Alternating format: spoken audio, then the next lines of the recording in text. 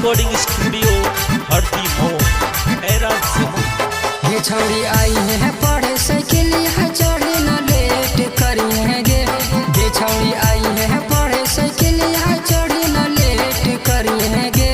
रहबो पुला पर बैठल आई के भेंट करी है गे। रहबो पुला पर बैठल आई के भेंट करी है गे। ये छौड़ी आई है पढ़े साइकिल यहाँ चढ़े न लेट करी है गे।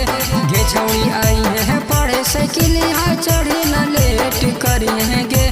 रहबो पुला पर बैठल आई के भेंट करी है गे। रहबो पुला पर बैठल आई के भेंट करी है गे।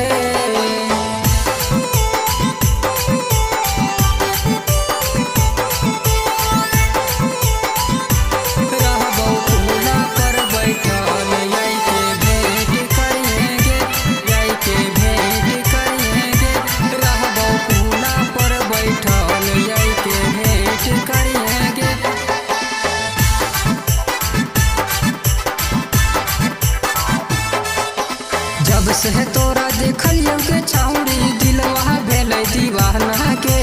सच कहियो तोरे याद में धस है न खाना गे। धस है न खाना गे।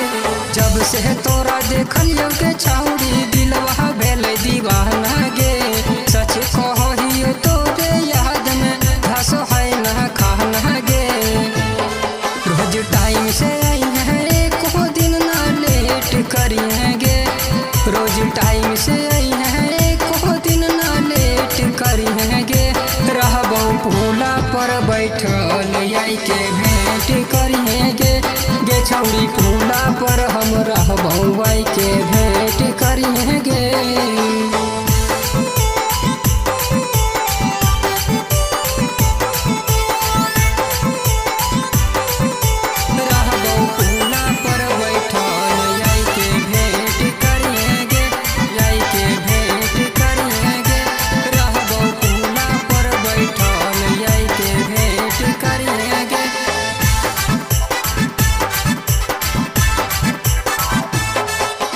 कसम से लागो होगा जब तोर मीठी मुस्कान गे।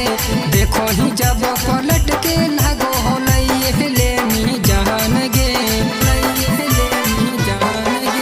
कसम से लागो होगा जब तोर मीठी मुस्कान गे। देखो ही जब पलट के लागो हो ले मी जान गे। तोरा कहबी कसम आई के मामला सेट करी है गे। तोरा कहो मिठले सब मामला सेट करी है गे। रहबो पुला पर बैठल आई के